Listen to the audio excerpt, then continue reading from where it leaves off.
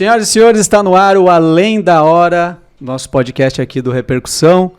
E na estreia, nada mais, nada menos que Everton Rosa. Como é que tá? Obrigado pelo convite. Obrigado pelo Cara, convite. a gente que agradece tu ter vindo, te deslocado, especialmente aqui para os estúdios do Jornal Repercussão para gravar esse bate-papo com a gente. Pois é. Sabe que a diretoria aqui é amiga de quem manda lá em casa, entendeu?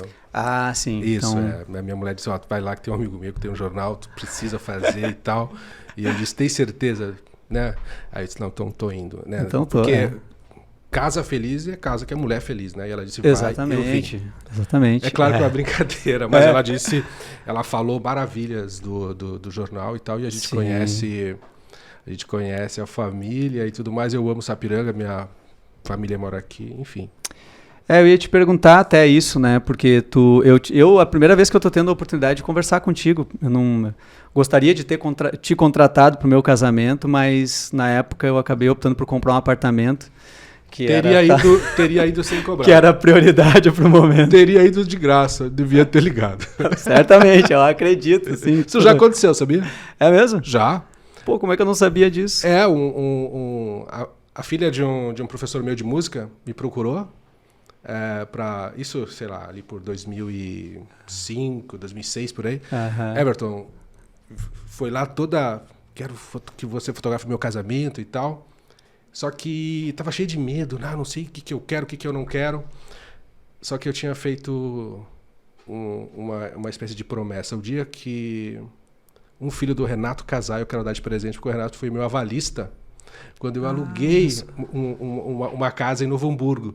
E ele ter assinado mudou minha vida. Eu saí de um estúdio pequeno para um estúdio grande, fui para uma cidade maior e eu precisava de um avalista, e o Renato, meu professor de música, assinou e eu disse, poxa, eu quero retribuir. Aí a filha dele foi lá me procurar, eu disse, escolhe o que tu quer. Ela estava cheia de medo, não sei o que eu escolho. Eu disse, escolhe o que você mais gosta. Eu gosto mais desse. Aí eu peguei, pedi pro meu pessoal fazer um contrato, assinei e disse, tá pago. Ela disse, como assim tá pago? Eu disse, teu pai pagou há 15 anos atrás, quando ele assinou de avalista para eu mudar de cidade, mudar de vida. E eu tinha prometido que quando um filho do Renato casasse, eu queria dar de presente.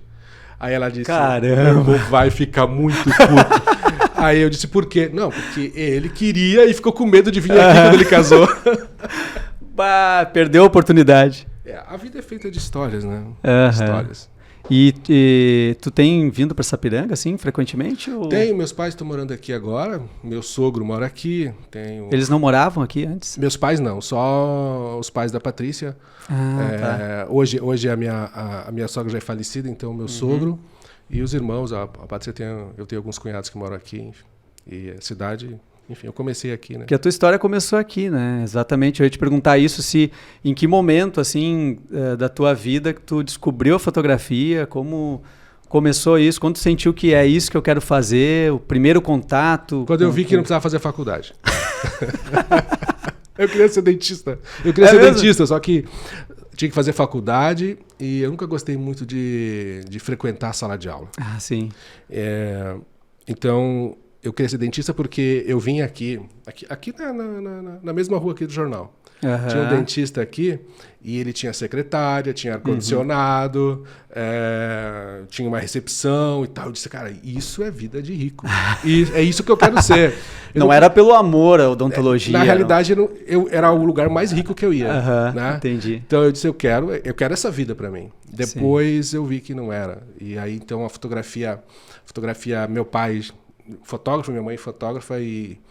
eles eram fotógrafos, então? Sim. A gente fazia... Então tu te criou aniversário, batizado, primeira comunhão, né? Essas coisas. E eu comecei anotando o endereço das pessoas na porta da igreja para depois entregar as fotos do batizado. Sim. E aí, ajudando eles ali, é que tu começou com a fotografia. Na realidade, eu queria ganhar dinheiro. Aí eu pedi pro pai autorizar para eu trabalhar na fábrica. Com 12 anos eu fui trabalhar no Pamper Calçados, no bairro Oeste. Não sei se... Bem, eu acho que não é da sua idade. Não existe mais? Não, você é muito novo para conhecer o Pamper. Daí não deu muito certo, porque eu era doentinho, muito fraquinho, alérgico. Então... Não se adaptou àquele não deu serviço. Certo. Não. Aí eu pedi autorização pro pai para ajudar o o seu Nelson, que tinha uma fruteira bem na frente da loja do meu pai, tinha uma fruteira ali na 20 de setembro. Aí fui vender bergamota na frente da Paquetá e lá então eu tive as maiores e melhores lições de marketing, vendas e relacionamento. Vendendo bergamota. Bergamota. Na frente da Paquetá. Aqui no Rio Grande do Sul todo mundo sabe o que é bergamota. Quando eu falo isso em outros lugares, eu tenho que explicar o que é bergamota. O que é bergamota? Então, aqui, a tangerina. Tangerina. A mexerica, tangerina. É, isso aí. E aí com 13 anos e com 21 por aí, 22, eu fotografei o casamento do Tobias, que é meu amigo até hoje, então é filho do dono, né? De um dos donos da Paquetá. Começou vendendo bergamota ali e depois, quantos anos depois? Eu tinha uns 13 e aí então com, acho que uns 20, eu abri meu negócio com 19 anos, acho que eu tinha uns 21 anos por aí. 7, 8 anos depois, estava no casamento do dono da Paquetá. Isso, fotografando. Que massa. O teu estúdio sozinho, quando tu te desvinculou assim dos teus pais para começar a trabalhar sozinho? Quando eu saí do Bradesco. Eu trabalhei em fábrica, depois trabalhei... Saiu da frente do Bradesco, tu ia vender bergamota na frente do Bradesco. Aí eu trabalhei na lojas Bonlar, crediarista, lá eu aprendi olhar para a cara do cidadão e saber se ele está no SPC ou não. A gente fazia um negócio chamado PI, acho que é PI, telefonar para o SPC para saber se o cara estava com o nome limpo. Muita gente tem cara de nome limpo, mas não tem nome limpo. Sim. Com 16 anos eu aprendi isso. Aí com 17 eu fui trabalhar no Bradesco. A história do Bradesco é uma história boa. Só a história de como é que eu fui trabalhar no Bradesco a gente ficaria 1 hora. Mas aí com 17 anos eu fui trabalhar no Bradesco. Era muito complicado trabalhar no Bradesco, porque, cara, tinha um telefone com, sei lá, umas 7 linhas. Eu tinha que atender umas 3, 4 pessoas ao mesmo tempo. Sempre tive déficit de atenção. Cara, ótimo para essa atividade. Eu não tinha a mínima ideia do que eu estava falando na outra linha. Sim. Né?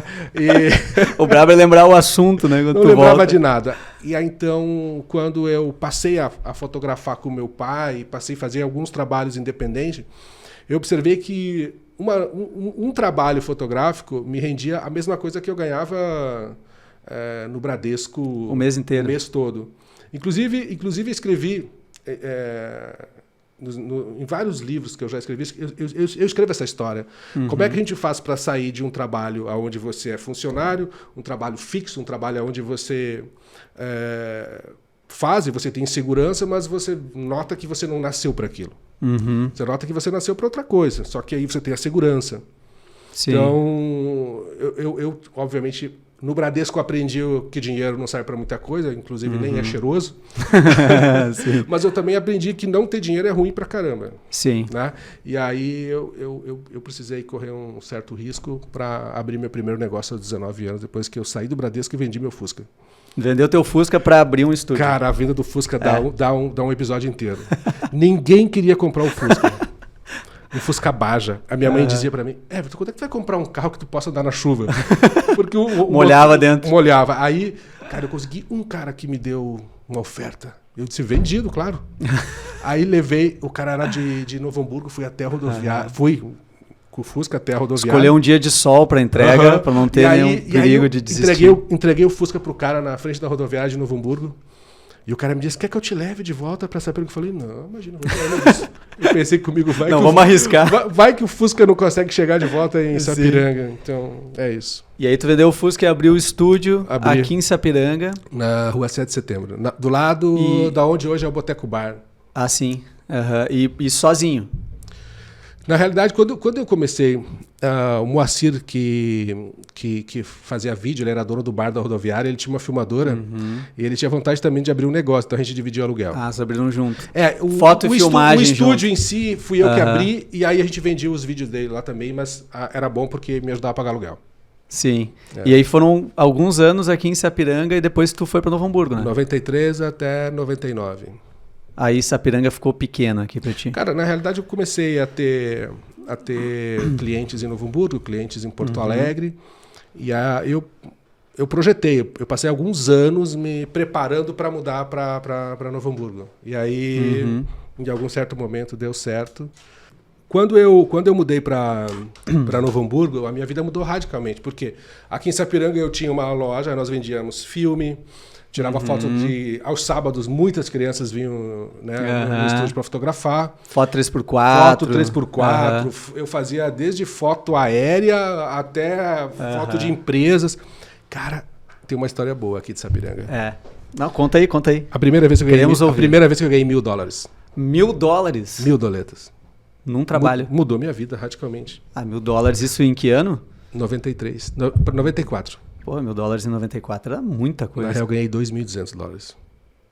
$1.000 eu paguei por um flash que eu comprei. Muitas pessoas pensam que precisam de muitas oportunidades para vencer. Você precisa de uma boa oportunidade. Sim. E sabe que a melhor oportunidade, ela não é vista por todos, né? A maioria está com o radar desligado para belas oportunidades. Eu descobri que as melhores oportunidades estão onde você vê uma deficiência. Então, eu me lembro que eu tinha fotografado um aniversário de 15 anos de duas meninas, elas eram gêmeas. E o pai dessas meninas tinha uma empresa. E aí, então, depois, né, do aniversário, o pai dessa menina me perguntou assim: Everton, você faz reprodução, quer dizer, nada mais do que reproduzir uma foto para fazer uma ampliação. Hoje a gente escaneia, tira foto com o celular. Sim, hoje né? é uma barbada. E aí eu disse, faço. E aí eu fui lá na empresa. E aí eles me contaram a história da empresa. E me mostraram fotos desde do primeiro prédio até o momento que eles estavam felizes porque estavam inaugurando um prédio novo. Mas um belo prédio. Palmicinos. Ah, Palmicinos. Existe a Palmicinos? Existe aqui? Existe. Acho que sim. Bem, tá feito aí então um agradecimento. Se eu não me engano, seu Oswaldo era o dono. E deve ser até hoje. E aí então, rapaz, eu observei que aqueles caras valorizavam muito a história, porque eles tinham todas as fachadas fotografadas. Eu falei para eles, cara, vamos fazer isso, só que vamos fotografar a empresa nova todinha e vamos pegar toda essa história e vamos criar uma linha do tempo na recepção. Aí eu contratei um cara de molduras e nós fizemos toda uma linha do tempo, de toda a história da empresa e colocamos na recepção juntamente depois com outras fotos impressas e criamos todo na recepção uma linha de tempo espetacular, uma obra que o cara das molduras fez comigo e aí o trabalho todo ele acabou... Sabe por que eu indexei em dólares? Porque eu sabia que eu vinha aqui contar essa história e... Não tô brincando. Toda a minha vida, cara, por exemplo, eu fui fazendo minha vida e eu fui pegando aquilo que eu fazia, que eu via que era diferente do resto tudo, e eu disse, eu tenho que contar a história no futuro. Então, eu disse, cara, eu nunca ganhei tanto dinheiro na vida. Por quê? Lembra, eu tinha vendido Fusca, né? Eu comprei outro Fusca. Entendeu? Sim. Eu comprei outro Fusca, paguei $1.200. E é claro, teve o custo do trabalho, né? Não foi tudo lucro, é claro. Sim. Mas eu me lembro que eu comprei o primeiro Fusca e o restante eu dei entrada para comprar um flash, um equipamento. Então eu comprei 2 instrumentos de trabalho. Não precisava mais de trabalhar a pé. Sim. E não precisava mais bater o flash no chão para funcionar, porque o flash que eu tinha era um flash... Tinha que dar um jeitinho para ele funcionar. Meu pai tinha me dado aquele flash. Sabe as reproduções que eu fiz das fotos? A câmera não era minha, era emprestada. A minha câmera não era boa para aquilo. Sim. E aí eu vejo um monte de gente dizendo, putz, quando eu conseguir isso eu vou me dar bem. Quando eu conseguir aquilo eu vou me dar bem. Mas quando alguém me der a oportunidade... Cara, ninguém me deu... ninguém bateu na minha porta para me dizer, olha só, eu tenho um trabalho de $2.000 para você. Eu observei que aquilo seria bom para eles, ofereci e eles gostaram da ideia. Sim, tu viu uma oportunidade ali que ninguém estava vendo. É assim que cria produto. A gente olha uma necessidade no mercado e oferece uma solução. Vamos seguir o bate-papo, mas agora tem um momento muito importante aí que o pessoal do Café das Nações trouxe para nós aqui um... Olha aí, Café das Nações. Que bonito, cara. Olha aí, ó. Isso é um café profético. Esse é um café profético, né? Aí é um pãozinho de queijo. Olha isso, cara. Muito obrigado, Café das Nações. Demais. É isso aí. Certinho. Obrigado. servir. Isso aí. Açúcar. Quero. Tem aqui também, tá? Bom, obrigado. Valeu, muito obrigado. Obrigado. Valeu, galera do Café das Nações. Gosta de café, Everton? Gosto. Ah, só que faltava agora. Não gosto de café. Não, vou tomar para ficar bem aqui. Não, eu gosto muito de café. Aprendi a gostar de café já tem alguns anos. Sim. E lá em casa eu tenho cafeteira até no quarto. Tenho uma Nespresso. Tá, eu tomo bastante, eu tenho que ter um pouco de cuidado por causa de refluxo. Eu tenho refluxo, né? Então não posso me exceder, assim. Entendi. Tomar de vez em quando, mas é bom, né? Tem que cuidar pra não tomar de noite, senão fica sem sono. Eu vou tomar agora porque ainda não é de noite. Tu toma com açúcar? Eu não evoluí ainda. Falaram que o Matheus fazia humor. Ele tá meio sério, não acha? O chefe tá aqui atrás, que tá ouvindo a gente. Eu sou um cara sério, na verdade, né? Não, só de vez em quando. Do humor, não é? Sou, é pra ser. Qual a sua melhor piada? Na melhor... não. É porque essa é a pior pergunta pra fazer pra quem trabalha com stand-up, sabia? Porque... Porque você não conta piadas, né? São histórias, né? São histórias, observações, não são as anedotas clássicas, né? Então, qual foi o pior momento da sua vida? Porque um bom humor é quando você fala mal de si mesmo. Sim, uma das técnicas de humor é a autodepreciação, né? Normalmente as histórias onde é que a gente se ferrou muito são histórias que são engraçadas. Se ferrou, então? Cara, são várias, assim. Eu conto muitas histórias de paternidade, de situações do dia a dia, assim, loja, supermercado. Você é pai de quantos filhos? Eu tenho um filho só. De 6 anos. Então a gente retrata meio que essas histórias assim, né? Não é aquela anedota clássica do o português, um italiano e um alemão entraram na padaria e tem um enredo, uma historinha, né? O stand-up ele é muitas situações do dia a dia, né? Tá bonito, assim. Sim, tá bonito. Fica melhor. Eu já tenho 47 anos, né? 47. 47. 47 e tu já é vô, né? Sou avô. Eu fui pai aos 22 anos. Pois eu ia dizer, tu foi pai cedo, né? Aos 22. E meu filho ficou pai aos 23. Então, Sim. Eu tenho uma neta de 1 ano e meio já. Pô, isso é bom. Lá na época que tu ficou pai cedo, não sei se foi uma gravidez planejada, esperada, mas às vezes quando a gravidez ela é muito cedo, o cara se preocupa, mas quando fica mais velho vê que é bom, né? Cara, é legal ter um filho mais velho, curtir teu neto. É neto ou neta? Neta. Uma netinha. Eu fui na Galeria Kautzmann. Alguém sabe aqui em Sapiranga onde é a Galeria Kautzmann? Lá tá lá de pé ainda. Lá tinha um laboratório, tá? Uhum. E eu fui buscar o resultado do exame. Meu amigo, quando eu peguei o exame, a moça disse parabéns. Parabéns, papai. Eu congelei. Eu disse, meu pai. Aí tu pensou, vou ter que vender o Fusca de novo. Não, vou fugir do país, né? Como é que eu vou contar pra mãe e o pai dela? Tem isso também, né?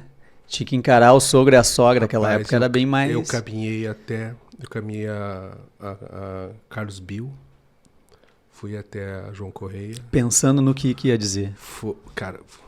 Foi a minha caminhada mais longa. Meu Deus. Porque muda radicalmente a vida, né? Mas eu sonhava em ser pai. Eu sou apaixonado. Eu tenho 3 filhos.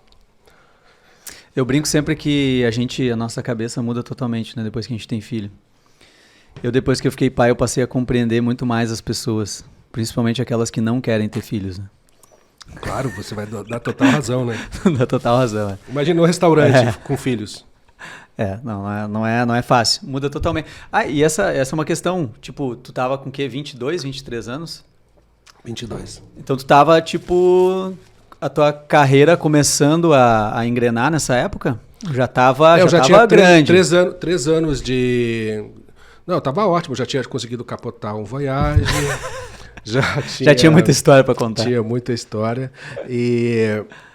Mas eu não sei explicar o motivo, mas eu sempre soube que eu teria uma trajetória vencedora. Porque eu não tinha outra chance. Quer dizer, quando me perguntam assim, Everton, já senti vontade de desistir? Claro, todo dia. E aí, o que você fez? Não desistir. A força de vontade para continuar é maior que a vontade de desistir. Eu morei muito tempo sozinho, chorava, né? Final de ano. A vida não é simples, tá? A vida é complexa. E a observação, né? Observar as pessoas fez da minha profissão o que ela é.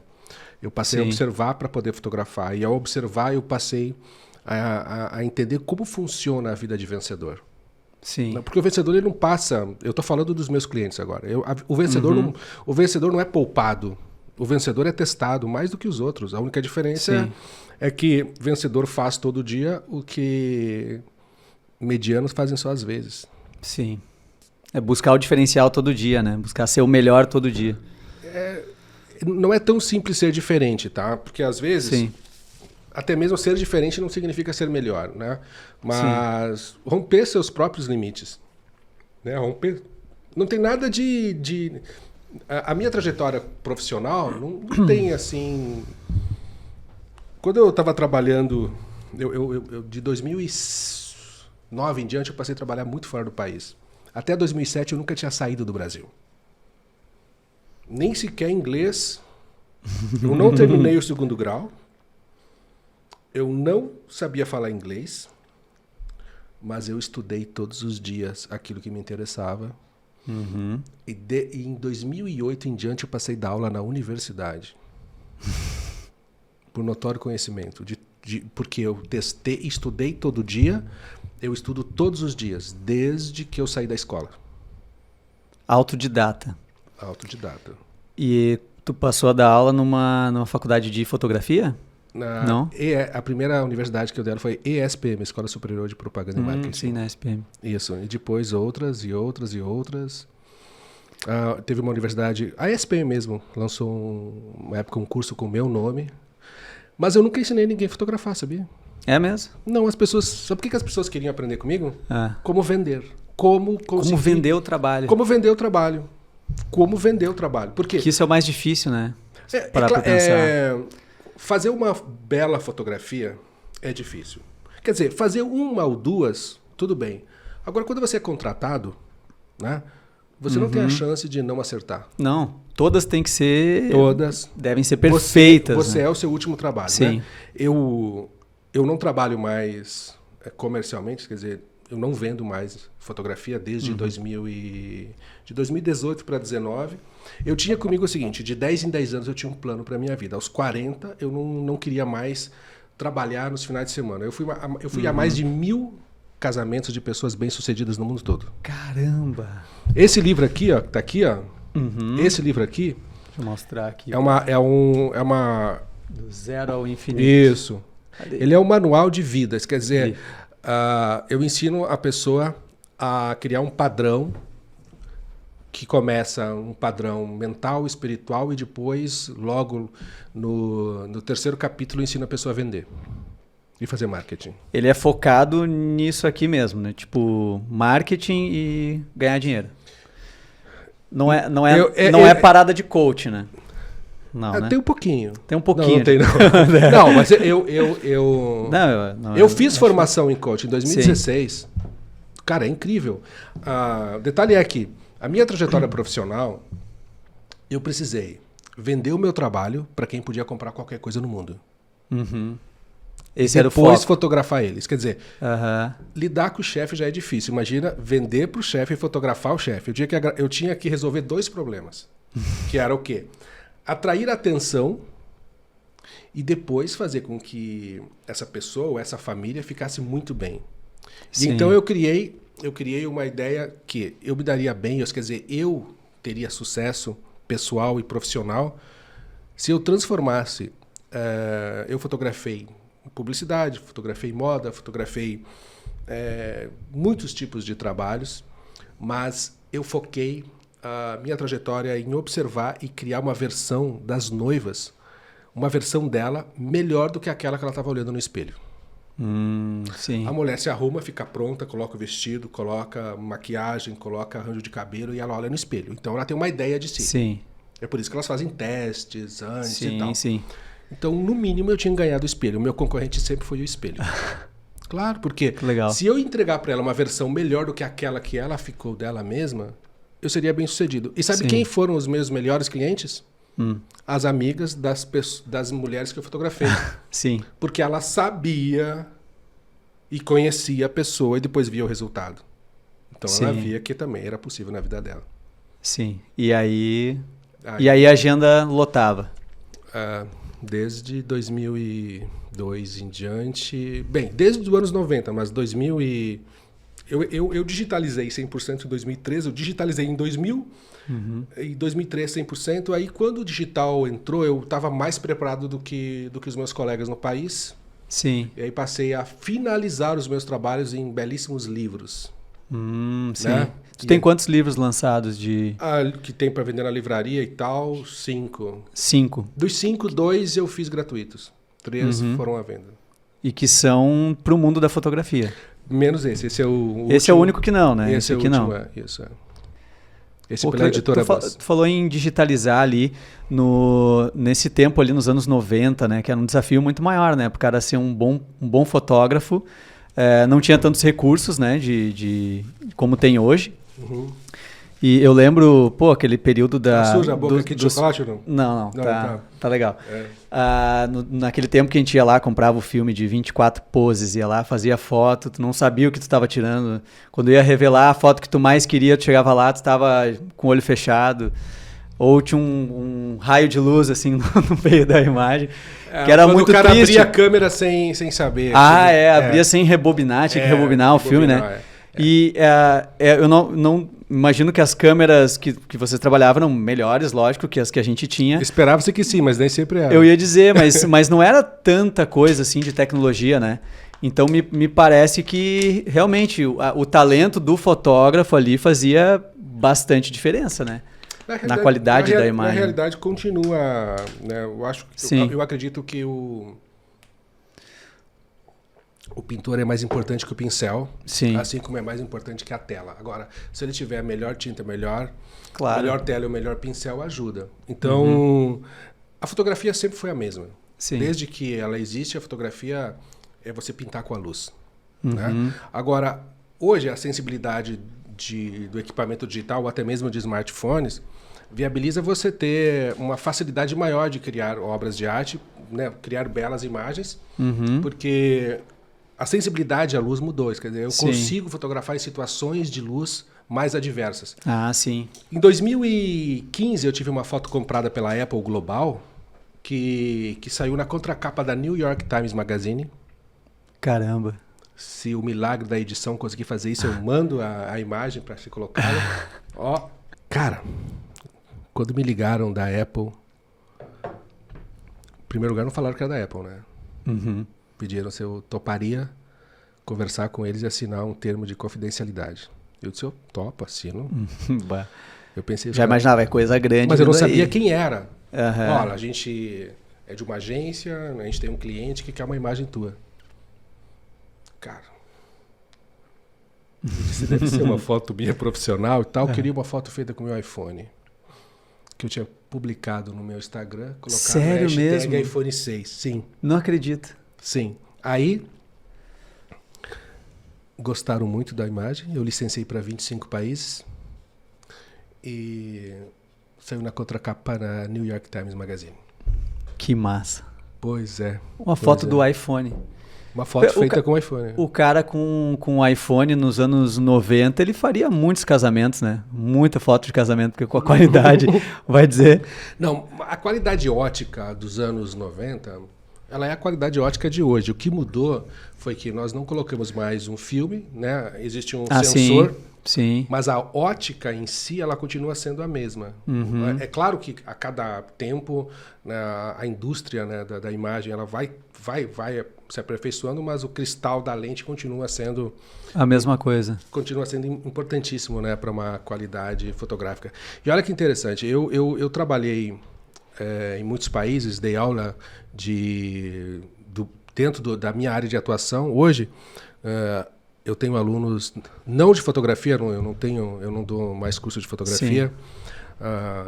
Eu tenho hoje milhares de pessoas que estudam online comigo sobre como vencer, como vender, como fazer marketing. E tenho um projeto onde eu sou mentor de pessoas de sucesso, desde a indústria farmacêutica até pessoas do governo da Angola. Caramba. Qualquer pessoa que precise usar a imagem para se vender. Esses clientes que tu foi pegando em tudo que é lugar do mundo foi de contatos que tu teve no mundo da fotografia. Nenhum. Nada? Nenhum não. Talvez um ou outro, uns 3 desses milhares. Um público completamente... Hoje é possível com a internet você ficar conhecido no mundo todo, basta você ter uma boa mensagem, ser relevante. Entendi. Eu comecei a fazer internet em 2009. Eu sabia desde dos anos 90 que a partir do ano 2000 o jogo mudaria. Uhum. E a partir de 2009 eu comecei... Em 99 eu comecei com o meu primeiro site. Em 2009 as pessoas passaram a estudar comigo sem precisar mandar um DVD para ela ter o vídeo para aprender. Uhum. Eu me lembro que eu mandava dezenas de DVD, por exemplo, para o Japão. Eu já fui dar aula no Japão 2 vezes. E aí, legal. Em 2009, a gente tinha uma plataforma onde ali já fazia login e a pessoa já estudava ali dentro. Me perguntou, Everton, quando foi que você ganhou o primeiro milhão? Eu digo, olha, eu não me lembro, mas quando eu perdi eu sei, foi 2009. Sabe o que é você perder R$1 milhão sem ter R$1 milhão? Não sei. Não queira, não queira. Não queira. Então, em 2009 eu perdi o primeiro milhão. Mas o que aconteceu? Deu errado, né? Deu um projeto que deu errado. Deu caca, Porque, mas acontece, né? Faz parte. Faz parte. Você vai ter que chegar na frente do cara lá eu nunca perdi R$1 milhão, mas também nunca ganhei, né? Sabe qual é a grande sacada? É você não ter medo do gerente do banco. Porque para perder você tem que ter crédito, tá? Sim. Não, ninguém perde sem ter crédito, né? Uhum. Então, se você teve coragem de ir pedir crédito, tu tem que ir lá coragem de dizer que não tem dinheiro para pagar. Sim. Entendeu? Eu cheguei na frente do gerente do Bradesco e disse, meu querido, era um gerente novo, o senhor está começando agora aqui na agência, essa é uma agência que cuida de contas acima de R$1 milhão. E era uma agência... Levaram para lá minha conta da pessoa física, conta da pessoa física da minha mulher, conta das minhas 3 empresas eu tinha na época. Cuidavam tudo. E eu disse, vocês lidam com contas acima de R$1 milhão? Pois é, então eu sou o cara que devo isso. Né? Então, eu vim aqui conversar com o senhor, porque o senhor deve ter uma lista diária dos inadimplentes. Eu estou nela. E eu vim lhe poupar um trabalho. O senhor não vai precisar me telefonar, eu estou aqui. Estou aqui disposto, reconhecendo a minha dívida. Pois é, eu quero dizer para você que a gente errou, a gente criou um projeto de internet na época, deu errado. E eu me lembro que eu tinha R$400 mil aplicado. E naquele exato momento eu não tinha mais aplicação e eu tinha uma dívida de 700. Então, né, R$1 milhão e pouco. Sim. E eu disse para ele, cara, deu errado e eu preciso que tu me ajude aí para poder continuar. O que tu pode fazer? Ele disse, Everton, eu tenho isso aqui. Eu falei, não, assim eu vou quebrar, irmão. Aí não vai rolar isso para ele. Você quer que eu quebre? Eu aprendi o seguinte, quando você deve R$10 mil no banco, você tem um problema. Mas se você deve R$700 mil, o banco tem um problema. Ah, isso é verdade. Entendeu? O banco tem um problema. Sim. E aí, eu falei para ele, cara, o que tu pode fazer? Ele disse, eu tenho isso. Eu falei, não, isso eu vou quebrar. Não vai rolar. Eu brinquei com ele. Ele é meu amigo hoje. Frequenta a minha casa, o gerente. Se ele conseguiu esse crédito, amizade eterna. Eu aprendi que, cara, a capacidade de se reerguer é o maior professor que existe, é a tua capacidade de se reerguer. Porque eu me lembro, chega a arrepiar o braço. O dia que eu fui no banco conversar com o cara, eu estava no meu escritório, aqui em Novo Hamburgo, fechei a porta do meu escritório, né, onde a gente tinha um estúdio de 800 metros quadrados. Dobrei os joelhos e disse, Deus, e aí? Ferrou. Me dá força. Só tem uma coisa que vai fazer eu virar o jogo. Tu me ajuda e eu vou lá falar a verdade pro cara. Gerente novo entrando, fui lá, gerente novo na agência, fui lá e falei pro cara, encontre um jeito. Resumindo, depois de algum tempo, o banco conseguiu uma linha de crédito com juro aceitável. Uhum.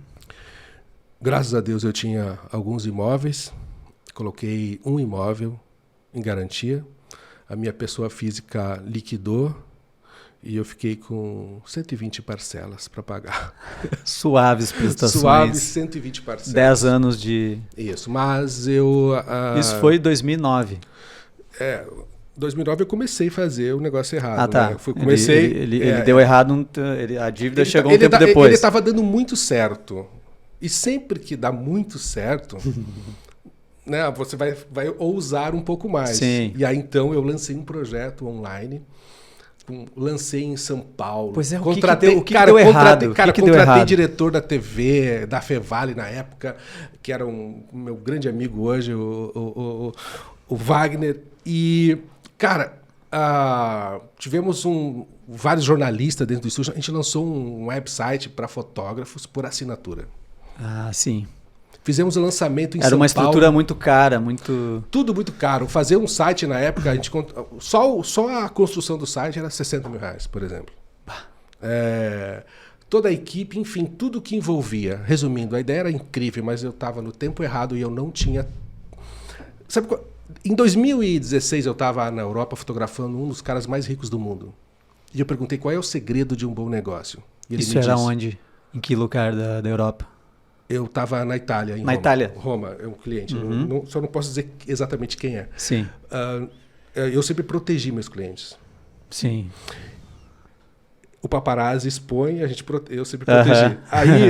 Aí, eu perguntei qual é o segredo de ter um negócio. Ele disse, saber como é que começa, como é que vai fazer e como é que termina. Esse é o segredo.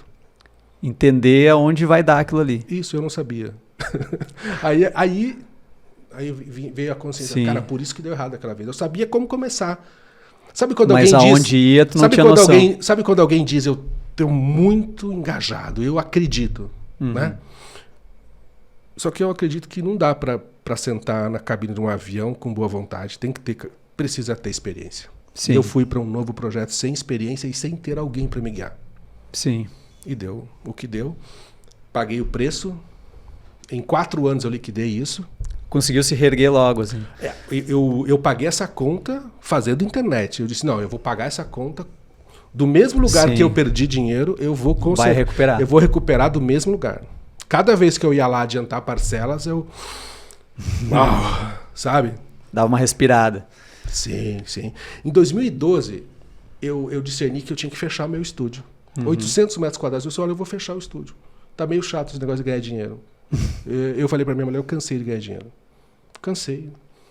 Cansou de fotografar? Eu cansei, cara, daquela história de ter que matar um leão por dia. Entendi. E foi bem a época que eu tava pagando essa continha. Sim, e ainda tinha o teu estúdio com a estrutura toda pra manter. Eu nunca esqueço, 31 de dezembro de 2012, eu saí para caminhar, sentei numa praça em Novo Hamburgo, tinha uns meninos andando de skate, e eu disse para mim, pensei comigo, eu quero essa vida. Eu não quero ter preocupações. Eu quero ter a mesma preocupação que esses meninos de skate, fazer uma manobra melhor, só isso. E veio na minha mente assim, você não prometeu uma casa na praia para sua filha? Eu disse, putz, é verdade. Eu creio que é Deus falando comigo. Levantei e disse, cara, eu vou ter que continuar. Vou ter que comprar a casa na praia. Isso. 2013 em diante eu fui trabalhar em casa, fechei o estúdio, indenizei todo mundo. Eu tinha uma Mercedes, eu vendi. Eu tinha um Troller, eu vendi. E recomecei em casa porque eu não queria mais ter esse negócio de uma empresa grande, muita conta para pagar, muito compromisso. Uma estrutura grande para manter. Eu vi que não era um caminho para mim. E aí então disseram que eu tinha falido, mas eu sabia que não. Sim. Falavam assim para mim, mas os teus clientes maravilhosos não vão ir comprar de você na sua casa. Você tem criança, a Malu tinha nascido em 2012, minha filha que tem 9 anos, a Maria Luísa. Sabe o que aconteceu, meu? As minhas clientes, os meus clientes, iam na minha casa, pegavam minha filha no colo e passaram a comprar múltiplas vezes mais.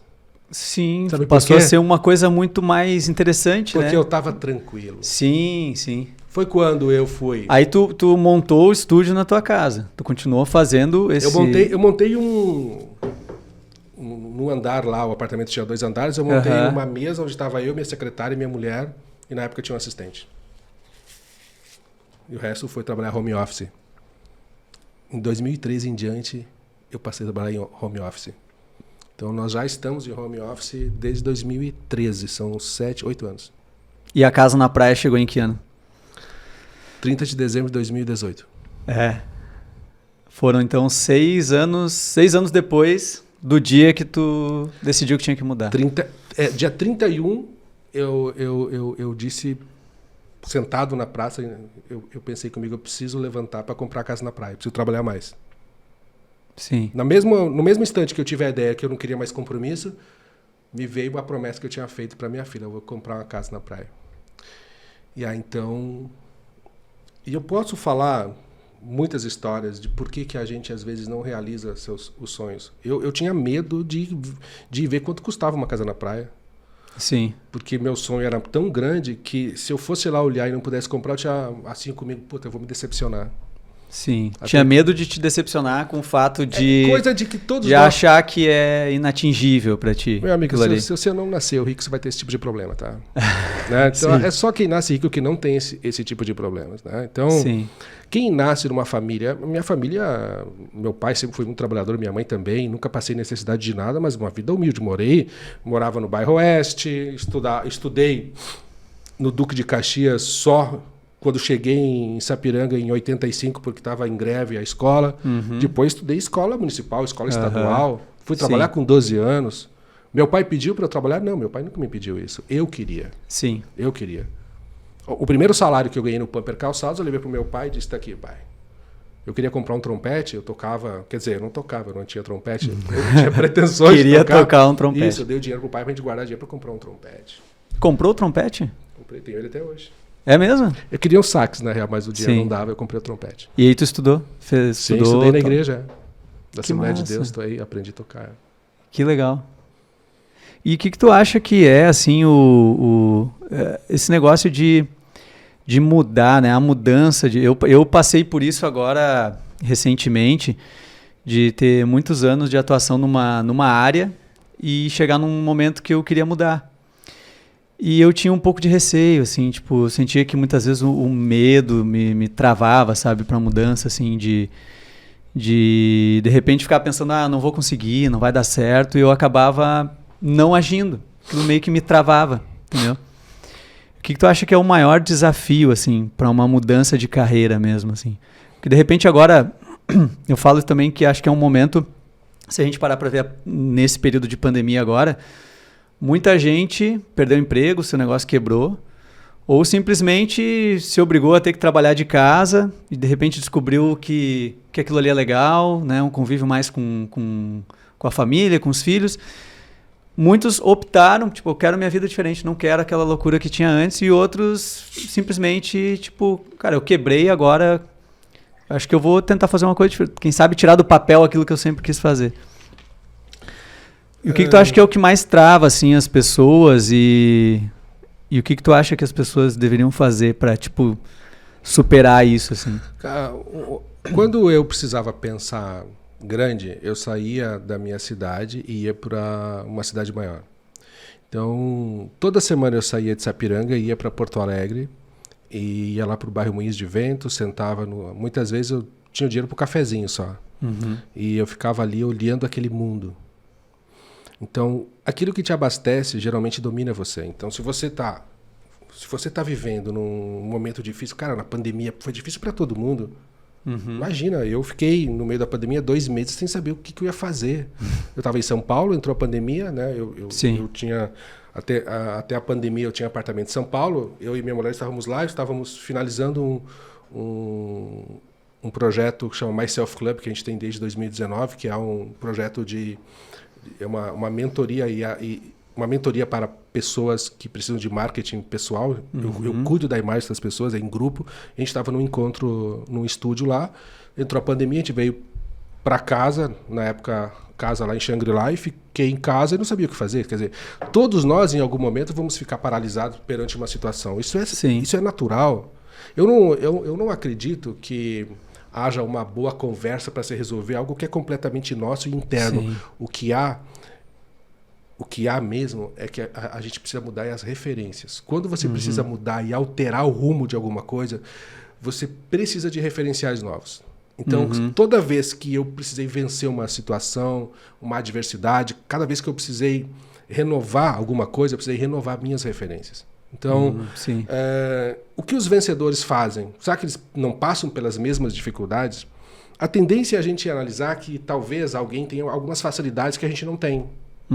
E pode acontecer. Sempre tem alguém... Sempre dá desculpa de tipo, não, ele foi favorecido por isso, por aquilo, ele conhecia alguém assim assado. Cara, né? Sempre que você conhecer alguém que tenha o que você não tem, talvez ele saiba o que você não sabe. E se você tiver acesso a essa informação, talvez você consiga também. Mas também eu posso afirmar que o que eu observei no mundo é que pessoas, elas geralmente não crescem pelo conhecimento. Elas crescem porque acreditam nesse conhecimento. É a questão da crença mesmo. A fé de que aquilo que tu está fazendo é certo e que vai dar certo. Nesse sentido? Matheus, você anda de táxi, de Uber, de avião? De vez em quando. Pois é. Quando você entra no Uber, você pede a habilitação do motorista? Não. Por quê? É baseado na confiança, né? Pois a gente confia que o cara... Não, você confia que a Uber selecionou o cara. Selecionou, exato. Isso. Confiança na empresa. Isso é fé. É você ter conhecimento. O resto é crença. Quando a gente entra no avião, eu não vou lá pedir... Ei, você tem brevet, piloto? Não, eu acredito... Me mostra aí eu a tua acredito habilitação. que a Gol tem uma capacidade de escolher o piloto... E os engenheiros que fazem a revisão ali, né? Que apertaram todos os parafusos do avião. Quase sempre eles eu fico pensando tudo. Nisso às vezes, quando eu tô sentado lá. Será que esses caras revisaram todas as peças? Mas você viaja mesmo assim, ou desce do avião? Não. O cara viaja, encara. Pois isso é fé. Sim. Fé baseada em conhecimento e em relacionamento. Sim. O resto é crença. Interessante. Esse lance que eu falei há pouco do conhece alguém, isso e aquilo. Queria entrar nesse assunto porque eu lembro que teve um período assim que o Everton era o fotógrafo aqui, badalado e tal. Eu até brinquei antes ali, né, no início de tipo que eu queria contratar para casamento, mas preferi comprar um apartamento. Era até uma piada entre a gente, tipo assim, tu ia fazer uma formatura, tu brincava assim, não, eu já contratei o Everton Rosa, todo mundo ria, porque tipo, era meio que assim, tipo, não, capaz, tu não contratou nada. Mas uma vez uma pessoa me disse, quando eu apresentei o orçamento, vem apartamento junto? Mas, assim, eu lembro de te trabalhando aqui, esse sucesso na região e tal, e daqui a pouco tu estava lá fazendo casamento de celebridades, estava lá na televisão, eu lembro o período da Ana Maria Braga, que tu aparecia, até teve era tipo um concurso, não era? Que alguém ia ganhar as fotos do casamento, alguma coisa assim, não era? Foi o dia que eu entreguei o álbum de casamento para Ana Maria Braga, tava eu e minha mulher, ela foi junto comigo, a gente entregou o álbum para ela, e ela olhou o álbum e ela chorou. E aí eu disse, caramba. Ana, que legal. Vamos mudar essa oportunidade para mais alguém, para uma espectadora sua, não, alguém que assiste o seu programa. E aí, então ali surgiu esse concurso aí. Aí a gente foi pro ar e a Globo acabou dando o casamento todo para a pessoa. É mesmo? Tudo para fotografar. E aí tu tinha, naquele período, era com a Ana Maria Braga mesmo, que era essa parceria, foi esse projeto? Ou tu trabalhava dentro da Globo em alguma outra coisa? Não. Depois que eu vendi um projeto para a RBS aqui, mas isso foi 2010, né? A Ana Maria ficou minha cliente em 2007. A Ana Maria Braga, cara, a história da Ana Maria Braga aconteceu assim, ó. Tinha um estilista chamado Walter Rodrigues, ele fazia um projeto em Novo Hamburgo com uma organização chamada Asintecal, é uma empresa que... É uma organização de empresas que produzem componentes para calçados, tá? E aí, então, o Walter Rodrigues um dia estava no meu estúdio, nós estávamos fazendo um projeto para a Sintecal, e eu disse, Walter, você faz vestido de noivas e tal, eu fotografo casamentos também. E aí eu mostrei um trabalho para ele, ele apaixonou e disse, me manda um álbum desse. E aí eu mandei fazer um álbum, mandei para ele em São Paulo. Cara, e ele nunca me telefonou para me passar nenhum cliente. Eu disse, cara, eu mandei um álbum pro Walter, ele nunca me mandou um cliente. E olha que interessante. Olha como a vibração positiva atrai coisa boa. Eu estava indo para fora do Brasil em 2007 pela primeira vez. Eu só tinha ido para o Paraguai, cara. Uhum. Só para buscar equipamentos.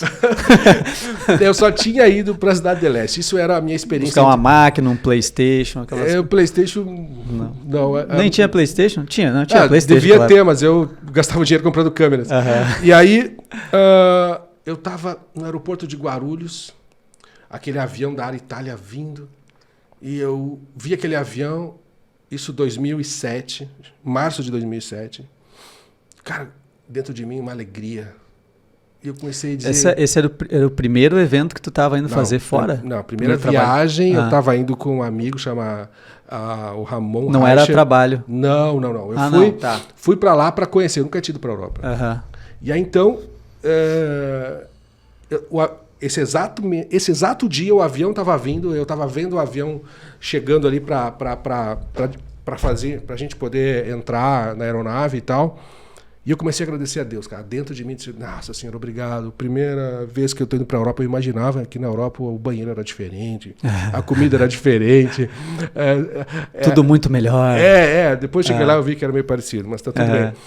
E aí, nesse momento de alegria, de gratidão interna, assim, eu me sentindo assim, muito bem. Eu entrei na aeronave, tava colocando minha mochila na parte de cima, assim, e tal, tocou o telefone, era o Walter Rodrigues.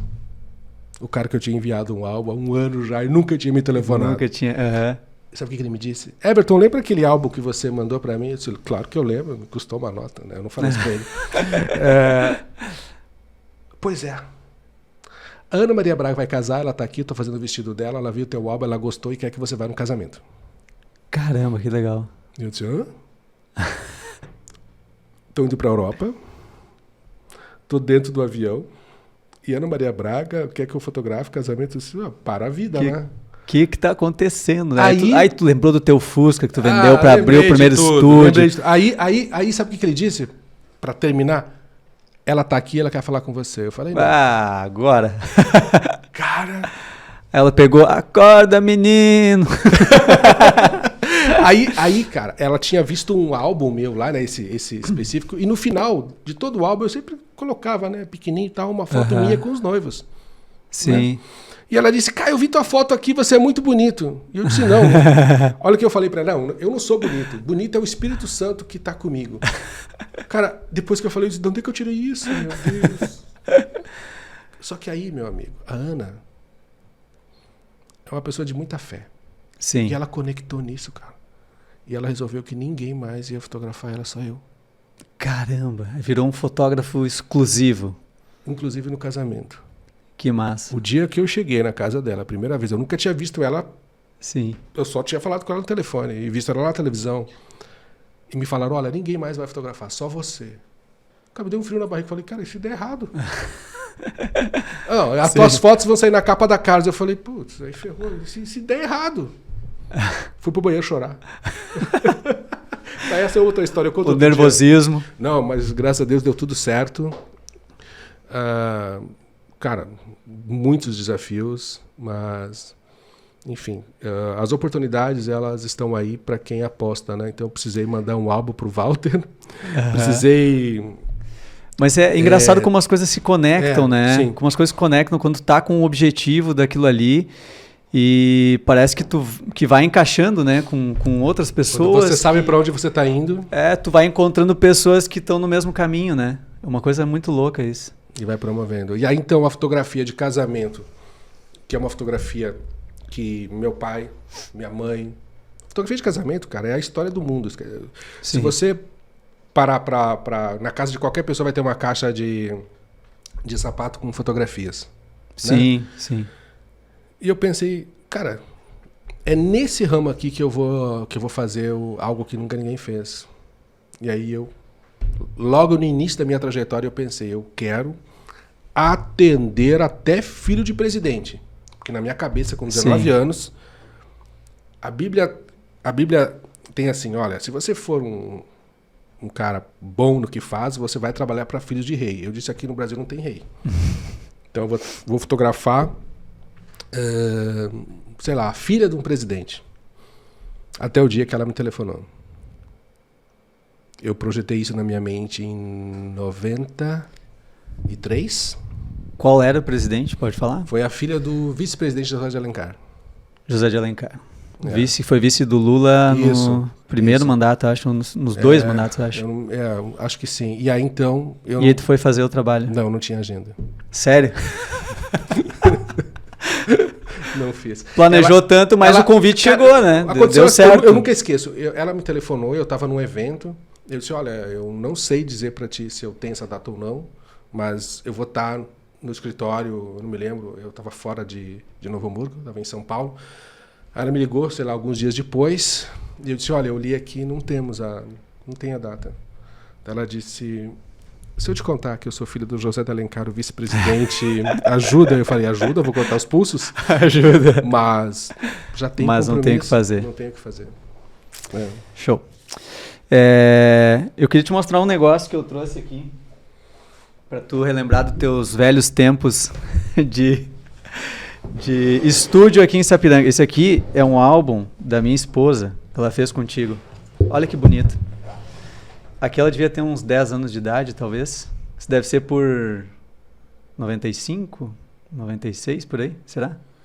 Deixa eu olhar. E sabe que depois, quando tu ficou famoso, ela dizia pra todo mundo, eu tenho um álbum com Everton Rosa. Era um negócio que ela se exibia pras amigas com isso daí. Olha que bacana.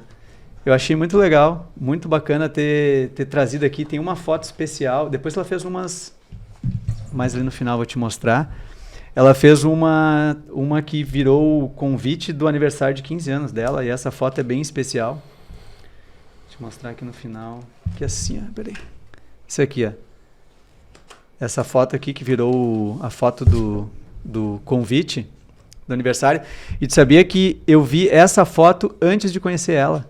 E foi aqui que, graças a ti, que fez essa foto, que eu comecei a me interessar por ela. Então tu é o grande responsável pelo meu relacionamento mais de 20 anos aí. Então eu acho que tu poderia me pagar uma pensão, tu não acha? Bem, como é que tá o casamento? Tá bom? Tá bom, graças a Deus. Então eu acho que você deve me pagar uma pensão. Mas que legal, né? Tu sabe que foi agora, assim, tipo, eu nem sabia disso. Eu tava comentando com ela que eu ia gravar contigo. Ela disse, foi ele que fez a foto do meu convite. Que é um negócio muito especial pra gente. O 15 anos aqui foi em 1999. Foi 99. Mas aqui... Isso aí, essas de cá, essas aqui, ela devia ter ser uns 5 anos antes, pelo menos. Pode ser. Eu acho, né? Uns 10 anos de idade por aí. Olha que coisa linda. Que legal, né? Olha aí, ó. Olha só que bacana, que foto bonita. Com aquelas máquinas, né? Nada de máquina digital, nada de iPhone. Na realidade, a fotografia continua sendo muito parecida. Legal, né? Sim. Eu mesmo revelava essas fotos. Eu mesmo, laboratório. Tinha aquela, como é que chama aquela... Quarto escuro, O quarto escuro. Matando a saudade das tuas fotos, hein? Onde é isso, meu pai? Tem umas fotos que eram, acho que tu fazia na praça ali, né? Na Praça da Bandeira, não tinha? Acho que sim. Acho que sim, né? Sim. Muito bacana. Uau. Tua esposa, Bonita, né? Pô. Mas tu tinha que ver a minha foto quando a gente se conheceu. Bem, se em 99 ela tinha 15 anos, então 36... Ela é um pouquinho mais nova que eu, Tô com 38. Faz um bom tempo já, né? E se eu te contar que durante toda a minha trajetória profissional, eu imaginava que no futuro eu teria que contar como as coisas aconteceram, você acredita? Sim. Quando minha mulher falou, né, que tinham me convidado para aqui, para voltar a Sapiranga, para fazer esse podcast, eu sabia que eu tinha que vir. Que massa. A gente agradece. Não, tô muito feliz. Tô nervoso, eu tô um pouquinho nervoso só. Acho que todo mundo tá um pouco, né? Como o primeiro, assim, a gente tá um pouco naquela tensão. O pessoal que tá aqui atrás, nos bastidores, também tá meio tenso, né? Mas... Tu sabe que eu dei uma entrevista em Chapecó, que eu sou chapecoense, né? Eu vim com 11 anos pra Sapiranga. E eu dei uma entrevista num jornal lá, fiquei amigo do do dono de um jornal. Eu fui dar uma palestra em Chapecó e um jornal foi cobrir, depois dei uma entrevista e fiquei amigo. E eu vi que lá naquele momento era um restart na minha trajetória. Uhum. E eu volto hoje a Sapiranga, eu tenho uma paixão grande, eu tenho terras aqui no Ferrabras. Legal, mas tá só lá de... Não tem nada... Não tem uma plantação, nada ainda lá, não? Não, eu tô pagando, né? Tô pagando. Tá só mantendo. E aí muitas coisas que eu projetei para minha vida, eu subia lá em cima no Ferrabras para ficar mais perto de Deus. Que massa. Pelo menos 600 metros, né? Uns 600 metros mais perto de Deus. Uhum. E eu projetava lá, cara, eu imaginava, né? O mundo imaginário só não é viável para quem não se permite. Sim. Né? Então, se você lê um livro, a tua mente cria uma imagem daquilo que você está lendo. Uhum. Não é? Então, o mundo imaginário, é possível imaginar um futuro. E aqui, ó, no meu livro, né? Aqui, ó. Eu ia pegar essa frase antes aqui, que a melhor forma de prever o futuro é escolhendo ele. Isso aí. Se você estiver fazendo aquilo que veio ao mundo para fazer, que no livro eu chamo de fator infinito, você tem um gerador de riqueza para o resto da sua vida. E a sua riqueza não pode ser calculada com dinheiro. Né? Sim. Mas as pessoas só pensam em dinheiro quando falta. Exatamente igual pensam em oxigênio quando está se afogando. Exato. Né? Ninguém dá valor, ninguém pensa nele até o momento que precisa realmente. É isso aí. O dinheiro não é importante. Nunca será. Nós temos valores, nós temos coisas que não são negociáveis. Né? Mas uma vez eu me dei conta, se dinheiro não é importante, então vamos tratar de ter, né? Porque já que não é importante, por que não ter? Sim. Né? Não é importante. Que acaba virando um problema, né? Tipo, tu não ter ele, não adianta ignorar, né? Tu precisa ter ele. O dinheiro não pode, o dinheiro não comanda, não comanda ninguém. Exato. Ele não pode ser a fonte da tua felicidade, né? Tu não pode depositar a tua felicidade nele. Não, aí tá ferrado. Tem um cara que é vocês conhecem o Murilo Gun? Já ouviu falar dele? Claro, conheço ele pessoalmente. Conhece ele? Uhum. Já fez algum evento com ele? Já temos amigos em comum, mas eu não sou amigo dele, mas já estive nele. Eu gosto bastante dele. Eu conheci ele, na verdade, no mundo do stand-up, né? Da comédia, assistindo no YouTube, no Comedy Central. E ele depois, ele estudou lá no Vale do Silício, aquela coisa toda, e ele começou a dar cursos de criatividade. A área dele que ele entrou de cabeça Eu escrevi um livro sobre criatividade. Uhum. Legal, vou procurar saber. Focados na criatividade em si. Na realidade, eu escrevi com uma editora de fotografia, mas a mesma criatividade que você usa para fazer foto, pode fazer outras coisas. Né? Não, e eu acho bacana, assim, várias coisas dele, assim, que ele falava bastante. Primeiro, sobre criatividade, ele dizia assim que o adulto criativo é a criança que sobreviveu. Eu acho muito massa essa definição, assim, porque às vezes o adulto não se permite a certas coisas, né? E ele sempre falava assim, tu quer saber a tua habilidade, né, aquilo que tu veio fazer, tenta resgatar lá na tua infância, do que tu gostava de brincar, o que tu fazia, que é uma habilidade que tu tem, tu só deixou ela morrer dentro de ti. Criatividade não é você buscar nos outros alguma coisa, é buscar dentro de você. Ser criativo é ser você, né? Sim. Em várias versões. Que vem de acordo com aquilo ali que tu falou, aquilo assim, tipo, o que tu veio fazer na Terra, né? Digamos, o que tu veio fazer nessa vida, qual é o teu dom. E ele fala bastante isso, assim, sobre quando tu consegue encontrar o teu potencial com uma atividade que desenvolva aquele potencial, aquilo nem passa a ser trabalho, aquilo ali passa a ser uma coisa a qual tu bota a tua energia tranquilamente, trabalha quantas horas tiver que trabalhar, vira à noite. Agora, uma atividade a qual tu não é o teu forte, que tu não gosta, 1 hora é maçante, né? Uma hora equivale a 10 horas. Mas, Matheus, quando eu vendia bergamota na frente da Paquetá, para quem não é de Sapiranga, a Calçados Paquetá, lá nos anos 90, tinha milhares de funcionários e eu vendia bergamota na frente. Se você me perguntar, você gostava de vender bergamota? Cara, eu gostava de vender qualquer coisa. Sempre gostei. Foi difícil vender bergamota? Foi, porque tinha um cara com mais experiência que vendia mais que eu. O que você fez? Eu olhei o que ele fazia certo e fiz também. Deu certo? Não. Porque era o jeito dele, não era o meu. Criou o teu jeito de fazer. Eu tive que criar o meu jeito de fazer e fui bem sucedido. Sabe o que acontece quando você fica bem sucedido na venda da bergamota? Dizem que você está comendo bergamota sem pagar. Isso quer dizer, quando você está sendo bem sucedido, alguém vai te atacar, irmão. E aí, sabe o que tu precisa? Tu precisa ser idôneo, você precisa ter caráter, você precisa ser correto.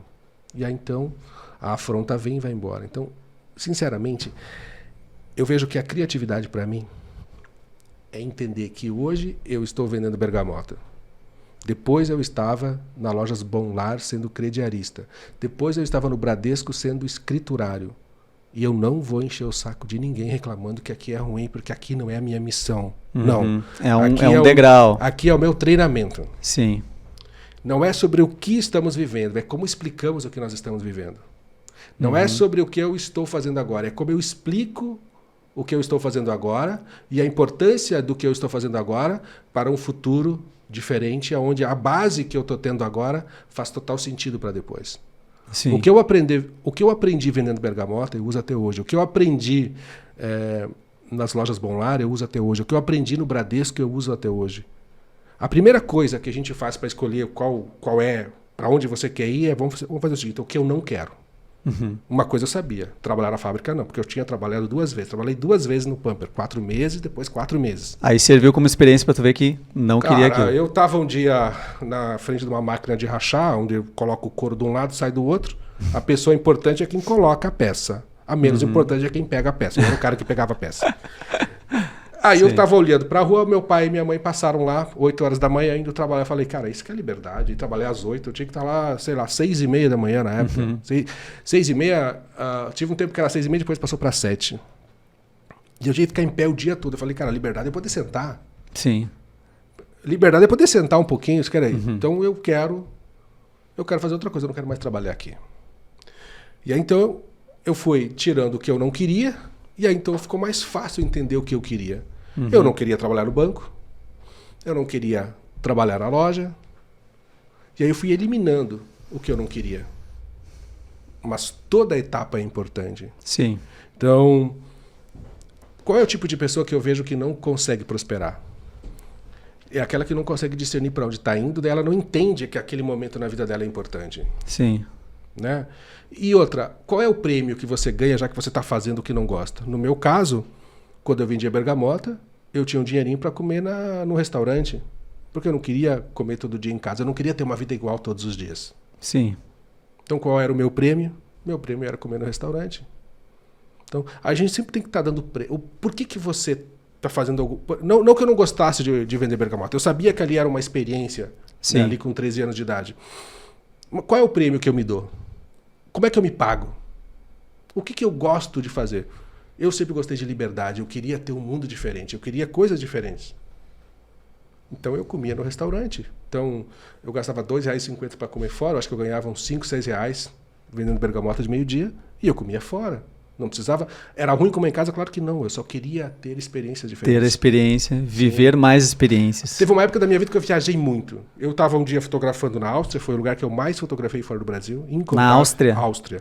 Casamentos, assim, normalmente? Eu tinha patrocínio até da Embaixada do Brasil lá. Porque, é mesmo? Sim, porque eu consegui construir um tipo de imagem que casava muito bem com os austríacos. Então, eu tinha uma pessoa que... É que cada oportunidade é uma história grande, né? Eu não consigo contar tudo aqui. Sim. Mas eu trabalhei incontáveis vezes. Eu chegava a trabalhar uma semana na Áustria, depois nos Estados Unidos, depois na Espanha, e eu viajava muito. E as pessoas me diziam, nossa, deve ser complicado, né? Eu falei, não, complicado é trabalhar na fábrica, irmão. Entendeu? Viajar é incrível, eu amo viajar. Complicado é botar o couro lá no negócio. Aí, quem coloca era importante, né? Eu que pegava o produto lá, tinha que amarrar. Tu tava abaixo. Eu tava né? E aí tinha dia que faltava gente lá passando cola lá na esteira, eu ia lá passar cola, enfim, aquela coisa de fábrica. E foi uma grande experiência. Louvo a Deus pela oportunidade. Agora, Quando você, por exemplo, começa a reclamar da vida, aí você está ferrado, sabe por quê? Porque quando você fala, mas você não consegue resolver, você é uma vítima sua mesmo. Sim. Sabe como é que a gente identifica isso? 2017 em diante, eu precisava... Eu sentia que eu tinha que fazer algumas mudanças, então eu e minha mulher combinamos que iríamos alugar um apartamento em São Paulo e eu ficava dia de semana em São Paulo prospectando outros negócios. Um dia eu estava jantando com algumas pessoas que eu tinha conhecido naquele dia, a partir de um amigo que me apresentou, e aí nós estávamos comendo um hambúrguer do lado do prédio que eu morava, em São Paulo. E a pessoa disse, deve ser difícil, né? Dia de semana aqui, a esposa, os filhos lá no sul e tal. Eu disse, não, é bem fácil.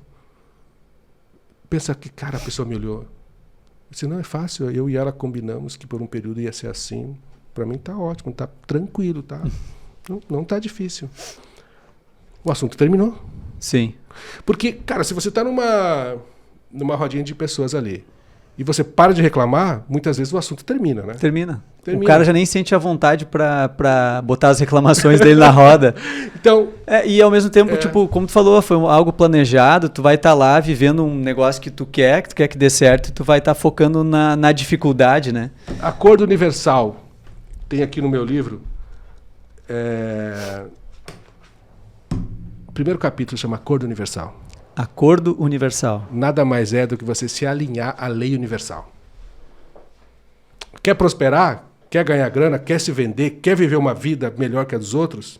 Não que viver melhor que os outros seja importante. Todos merecem viver bem. Sim. Mas você quer ter uma vida acima da média, vai ter que alinhar à lei do universo.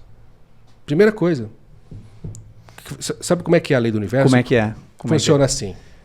Se a sua patroa diz, não vai para Sapiranga, você não vai. Entendeu? Se ela diz, vai lá gravar o podcast... Você vai gravar o podcast. Vai gravar. Se ela disser para ti assim, olha, não vamos alugar apartamento em São Paulo. Funciona mais ou menos assim. Toda empresa tu tem o marketing e o endomarketing.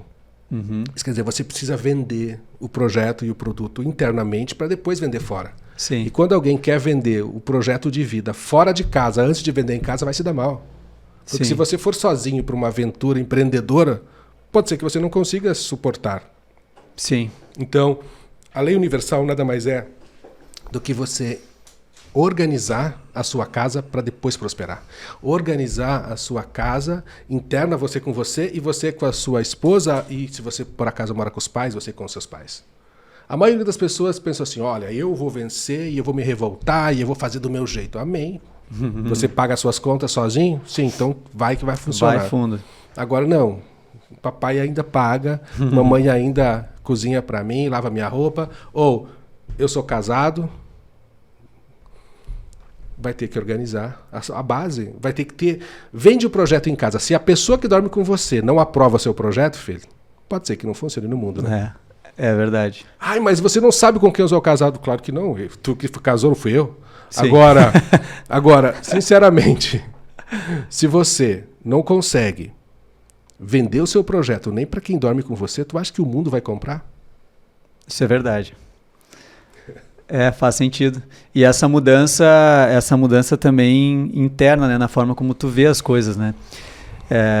Ultimamente tem se falado bastante do termo do mindset, que virou um negócio que todo mundo usa, né? Mas realmente isso faz sentido, né? Também a forma de tudo que tu tá falando aqui, tipo, como tu encara de tu acreditar no teu projeto, tu saber para onde tu tá indo, né? E muita gente não consegue organizar isso, né? Às vezes o cara tem uma vontade, mas ele não sabe muito para onde ir. Não é difícil isso, sabe? Porque a cada etapa da vida, a cada nível que a gente alcança, a gente vai ter... quer dizer, vai ter coisas que você tem experiências, coisas que você não tem experiência. Quando é que uma pessoa fica perdida? É quando ela perdeu o referencial, quando ela não sabe o que vai acontecer depois, ou ela não sabe para onde ela está indo, ela não sabe o que ela precisa fazer depois. Sim. Porque se você não sabe o que você está fazendo, você vai deixar pessoas erradas entrar na sua vida. Né? Se você tem... Cara, se você vai construir uma casa, tá? Você sabe, preciso contratar um pedreiro, preciso ter um arquiteto, eu preciso ter um encanador, né? Meu pai, quando eu era criança, a gente passou em construção a vida toda. Meu pai estava sempre fazendo um puxadinho em casa. Sempre inventando alguma coisa. Sempre uma reforma. Sempre uma reforma. Então, eu vejo que algumas pessoas projetam antes, as outras dizem, vai fazendo. Tá entendendo? Sim. Né? Então, às vezes, projetar funciona um pouco melhor. Mas pode ser que custe mais caro, demore um pouco mais.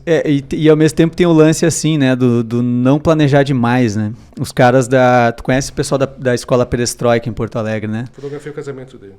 Do Thiago? Não? O Thiago era um dos sócios, eu não sei se ele ainda... Eu acho que ele saiu o Felipe Angnoni. Felipe, ele trabalhava, publicitário ele. E a Perestroika sempre tinha os cursos assim, né, para ele veio na minha casa, cara, uma época me convidar para eu ir lá, para ver se a gente podia fazer alguma coisa junto. Isso pra tu dar aula lá de repente. Na realidade, não? Eu acabei ele me convidou para alguma coisa, isso já tem muitos anos, tá? É um cara muito simpático, muito querido. É muita gente boa. Mas eu acabei, por algum motivo, eu nunca fui visitá-los e acabamos que nunca fizemos nada. Ele inclusive tem um curso que ele fez parte do primeiro grupo de stand-up, de comédia no Rio Grande do Sul. Ele largou depois, ele não seguiu, mas ele ficou durante muitos anos estudando o porquê as pessoas riem. Ele ficou muitos anos estudando isso, daí ele desenvolveu um curso que era Onde está a Graça? Os 25 gatilhos de humor. Né? Bem interessante, bem legal. Só um parênteses no meio da história. Mas eu ia falar não do Felipe, do Thiago Matos, que ele tem um livro que é o Vai Lá e Faz.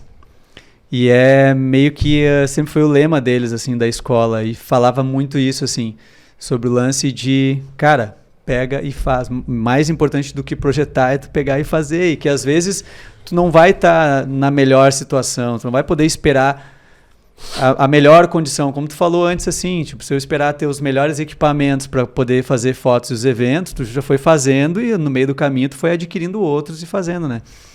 Então, essa parada assim também de, às vezes as pessoas esperam muito, planejam só quando eu tiver isso, quando eu tiver aquilo, e pegar e ter atitude, né? E fazer. Cara, uma vez eu peguei um trabalho do Calçados Via Marte, me disseram, olha, faz esse tipo de foto, faço, eu nunca tinha feito. Aceitou e tipo, depois eu vejo. Aceita o trabalho. Tu não tá entendendo, eu não tinha nem o equipamento. Com a promessa, né, da encomenda desse trabalho, eu fui a Rio Negro, no Paraná, comprar equipamento na fábrica. Tem uma fábrica de equipamentos para estúdio. Bem, Via Marte, são meus amigos, vão ficar sabendo hoje. E aí, cara, eu comprei o equipamento. Convidei o Gilmar, dono do Boteco Bar, aqui de Sapiranga, foi comigo. A gente viajou a noite toda, chegou lá de manhã, compramos e voltamos. Com a promessa do trabalho, do valor que tu ia receber. Cheque predatado para comprar. Isso. Voltei, montei o estúdio. Não tinha câmera também, peguei emprestado. A câmera. E aí fiz as fotos. Só que atrasou. E eles tinham que fazer era um catálogo e tal, uma feira em São Paulo. Eu peguei um avião e fui lá e entreguei em São Paulo. Meu, todos os desafios. Quando você vê uma oportunidade e você sente, cara, eu vou fazer, não tem chance, vai ter que dar certo.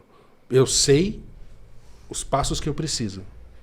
Eu sabia que se eu tivesse um trabalho assim, eu comprava equipamento, eu sabia onde tinha, eu sabia que aceitavam eu comprar daquele jeito, e aí funcionou. Tu precisa saber, pelo menos, as possibilidades, as pessoas que estão com você, se tu tem crédito aqui, como é que você faz, sabe? E aí funciona. Sim. Depois que, logo que meu filho nasceu, eu não tinha muito trabalho fotográfico, e eu precisava de dinheiro. Eu passei a vender fundos fotográficos, aquele pano que vai atrás no estúdio onde as pessoas tiram foto, tá? Sim. E aí foi uma outra aventura, porque eu não sabia fabricar aquilo, mas eu desenvolvi, meu pai sabia um pouco, a gente desenvolveu e eu vendi. E quando eu saí para vender, eu tive a oportunidade de conhecer outros estúdios, novos referenciais. A cada oportunidade de você fazer algo diferente é uma oportunidade de crescimento. É um aprendizado, né? Agora, sabe aquela reunião, para marcar outra reunião, para projetar? Eu acredito que projetar é super importante. Sim. né? Então, existe tempo de projetar e tempo de executar, e existe o tempo que não vai dar tempo de projetar. Você vai ter que projetar muito rápido, executar muito rápido, senão você não paga o aluguel, senão você não paga as suas contas, você não tem dinheiro para criar o seu filho. Sim. E às vezes tu não tira do papel, tu perde uma oportunidade, daqui a pouco quando tu começar, outros já pensaram antes de ti, né? Tem que ligar o radar. Se o radar está desligado, você não vê oportunidade. Se o radar está ligado, você vê oportunidade. Nós vamos indo para o final do nosso podcast, já te agradecendo por ter se disponibilizado a vir aqui e tal, querendo já que tu volte. Não sei, se tu curtiu, tu vai voltar outro dia, né? Acho que sim, né? Acho que sim. Tá. Nós vamos fazer assim todo final de episódio, vamos fazer um bate-pronto com o convidado, assim, perguntas de... Prato preferido, essas coisas? Isso aí. Entendi. Esse tipo de coisa, tá? Então, vamos lá. Não, vamos começar então com isso aqui. Eu não ia botar, mas eu vou botar então. Qual é o teu prato preferido? E qual que tu mais odeia? Que tu não come de jeito nenhum? Arroz doce. Arroz doce não come? Não. E banana frita? Banana frita também não. Pô, banana frita é bom pra caramba. Bananinha frita em cima do pão, assim. Não, você não é um ser humano bom. Banana é bom em qualquer lugar. Banana é bom. Não, eu gosto de banana, eu só não gosto. Por que fritar banana? Por que estragar banana? Entendeu? Cara, eu tava em São Paulo, na casa de um amigo, eles comem ovo frito com banana frita. Eu falei, cara, não faz sentido. O que uma coisa tem a ver com a outra? Entendeu? Tadinho da banana, pra que fritar ela? O prato que eu gosto muito de comer é o prato mais simples que existe. Arroz, feijão, carne moída, ou também conhecido como boi ralado, né? E um ovo. Uma batatinha frita também junto, pode. Não faz mal para ninguém. A popular la minuta. É aquela coisinha. Né? Eu gosto. É claro que o paladar não. O paladar não. Ele não volta, sabia disso? Que sentido tá dizendo? Ué, experimentou coisa boa, vai continuar. Ah, sim. Paladar não retrocede. O paladar não retrocede, irmão. É a mesma coisa quando falam de vinho, né? Se tu não tem dinheiro, não experimenta vinho bom. Eu não tomava álcool, né? Eu não gostava de tomar nada alcoólico, né? Até, sei lá, 25, 26, 27 anos, não tinha paladar para nada alcoólico, né? Então, vinho, essas coisas a gente tem que aprender, né? Porque se não aprender, não vai querer, porque o paladar é infantil, gostava só de coisa doce, né? Começar a tomar vinho bom, aí tu pega gosto e quando vê... O bom gosto não retrocede, né? Continua. Lugar que tu gostaria de conhecer, que tu não conhece, e um lugar que tu não quer voltar mais, de jeito nenhum. Cara, eu tenho vontade eu nunca fui à África do Sul, tenho vontade de ir lá, tenho vontade de ir. Um lugar que eu não voltaria Sapiranga.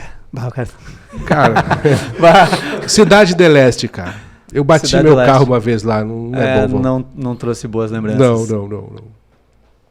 Inverno ou verão? Cara, um é importante tanto quanto o outro, mas o inverno é bem mais charmoso. Apesar de tu mora na praia, né? Isso aqui é o engraçado. Tu mora na praia e prefere inverno, isso é legal. Mas é que a praia no inverno é lindo demais. Não, né? E no verão é ótimo, né? Porque é bem mais fresquinho aqui. Tu pega Sapiranga, nossa, é um... Não, imagina. É um forno. Aqui nessa região aqui é muito quente, é muito abafado. Né? Então lá tem um ventinho. Qual o teu esporte favorito e aquele que tu também detesta? Cara, eu tenho uma bicicleta, eu gosto, mas não tenho praticado muito. E algum esporte que eu deteste, alguma coisa? Boa pergunta, cara. Jogar carta é um esporte? Se não era, passa a ser agora. Eu não gosto disso. Carteado. Nunca soube. Eu também não sou muito... Sabe que eu gosto de jogo simples, assim. Uma vez tentaram me ensinar a jogar canastra. E aí, quando eu comecei a aprender, o pessoal que estava jogando deu um quebra-pau lá, porque um roubou, pegou... Porque tu bate e pega o morto, tem uma coisa assim. Aí, um acusou o outro de que estava... Deu um quebra-pau, e daí depois um dia eu fui jogar com a minha mulher, a gente namorava ainda também, deu um estresse assim, não... Você tá perdoado por comer banana, tá? Valeu, isso é... Banana frita. Aí eu disse assim, quer saber, cara, eu não quero mais, e, tipo, carta nunca me pegou muito assim. O máximo é o pontinho, o pife... O meu filho e a minha mulher, meu filho mais velho, o Vitor e a minha mulher, eles gostam, jogam, eu nunca aprendi, não tenho... Tu não gosta de Fórmula 1 também? Gosto. Eu lembro que teve acho que eu vi no teu Instagram, que uns amigos te deram de presente um capacete. O Alberto, um amigo meu, advogado. O capacete que é uma réplica do capacete do Senna, né? Isso, é o mesmo cara que fez o do Senna, que fez esse, com certificado de autenticidade. Caramba, cara. É, lindo demais. Meus amigos não me dão nem um fardinho de cerveja. Nada? Nada. Pô, cara, um capacete, isso. Que massa. Rock ou sertanejo? Rock. Lambada ou funk? Funk. Esse não tava aqui. Mas o funk é bom. Funk é massa. Eu gosto. Não, eu não gosto de ouvir assim, tipo... Eu só não gosto quando eles falam palavrões, que daí não dá pra ouvir perto das crianças. Né? A batida é boa, né? A batida é muito boa. Claro. Mas assim, eu não gosto de escutar, mas numa festa dá uma agitada, né? Tá num casamento e toca um funk. Nem vamos entrar no assunto. Pessoa que te inspira. O Ayrton Senna sempre foi um cara que me inspirou pela fé, sabe? E por ser, já que é impossível, eu vou tentar, então, né? Então, sim. É clichê dizer que o Ayrton Senna inspira, mas é que eu cresci assistindo ele. E tal. Tu é um pouco mais velho que eu, lógico, mas a gente pegou eu lembro da minha adolescência.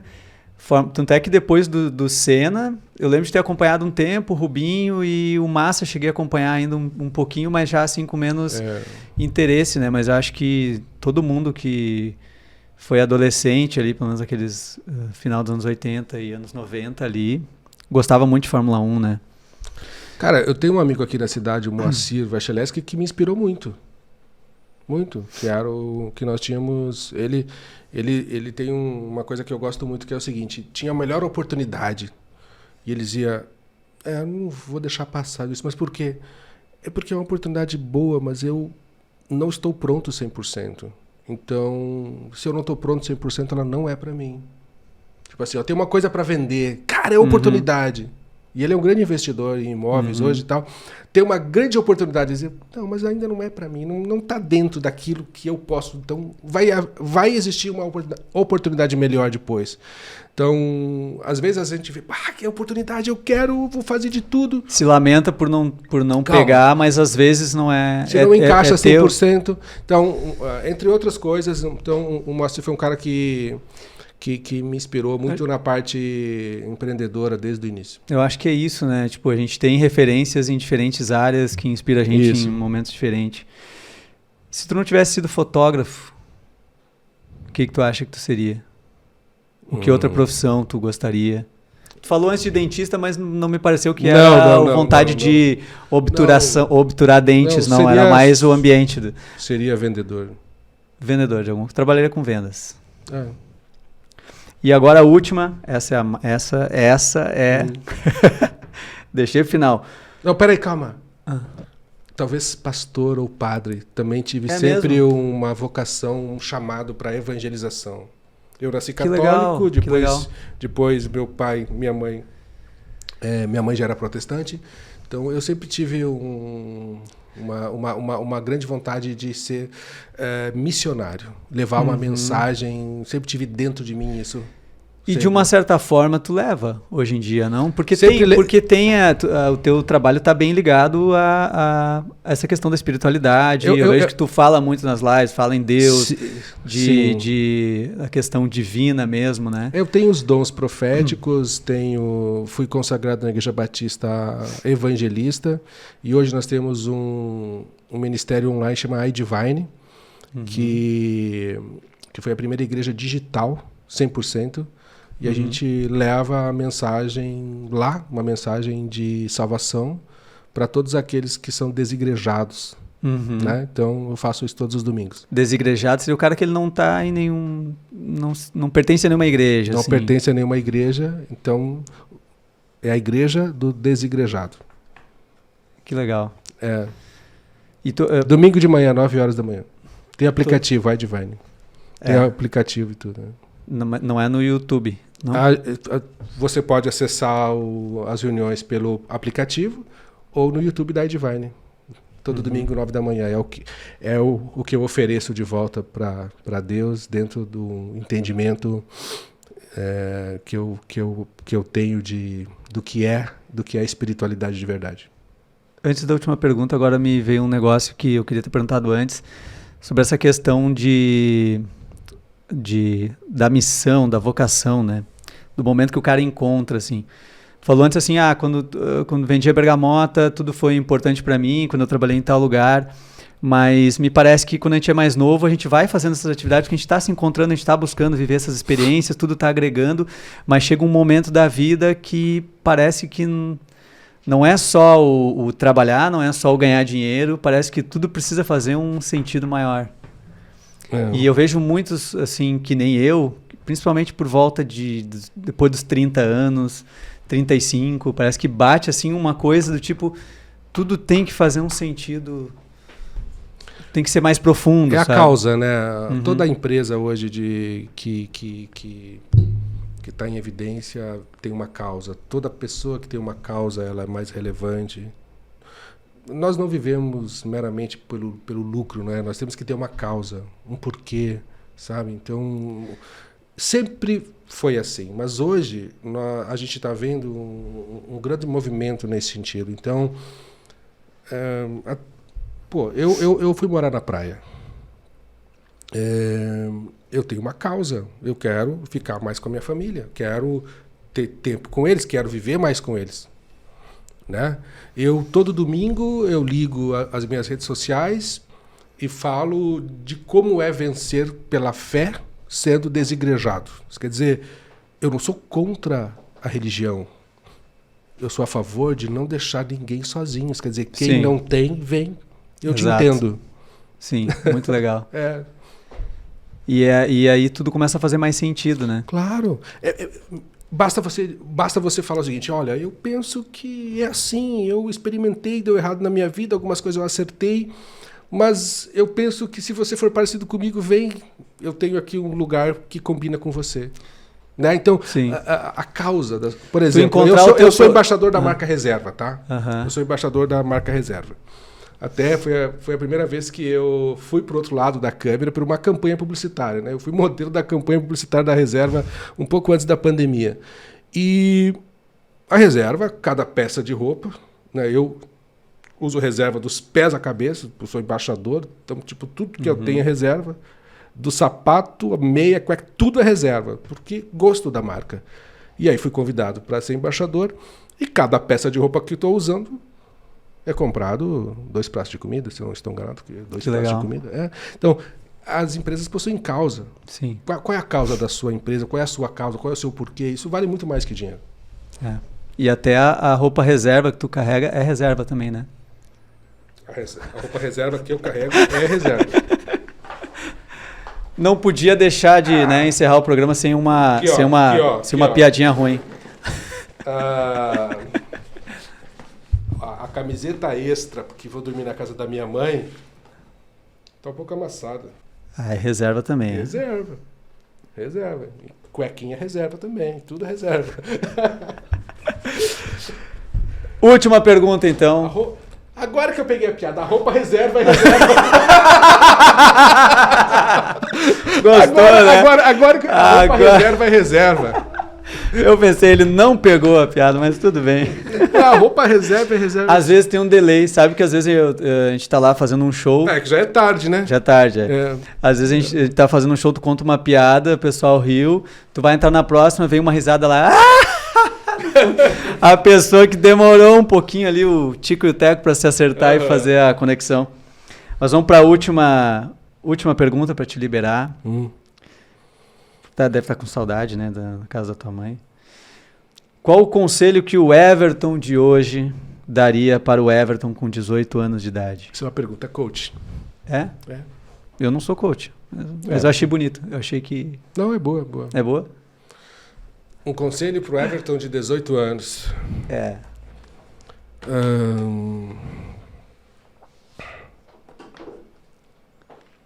Quando você não sabe fazer, peça ajuda. Boa. Não tente fazer sozinho. Peça ajuda. Tu tinha essa dificuldade quando tu era mais novo? Na realidade, todo menino de 18 anos muitas vezes quer fazer alguma coisa para provar. Sim. Né? Então, acho que não faz sentido. De querer mostrar que é capaz. Se você não sabe fazer tudo, se você não tem a capacidade, muitas vezes, de execução, ou se você não tem uma visão que vá um pouco além, peça ajuda.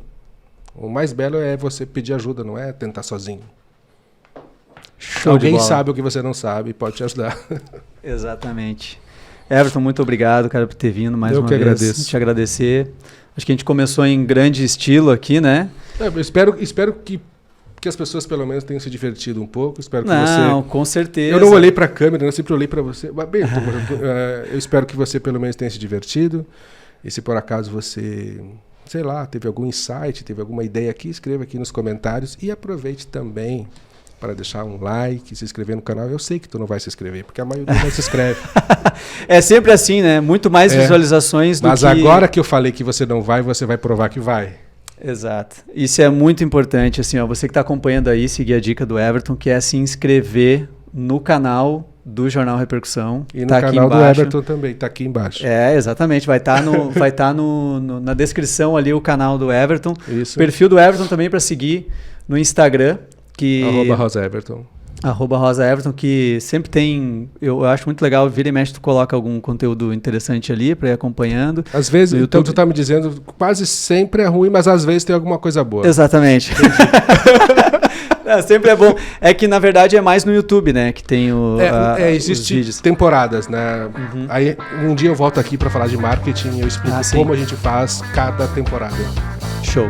Fechou? Com certeza.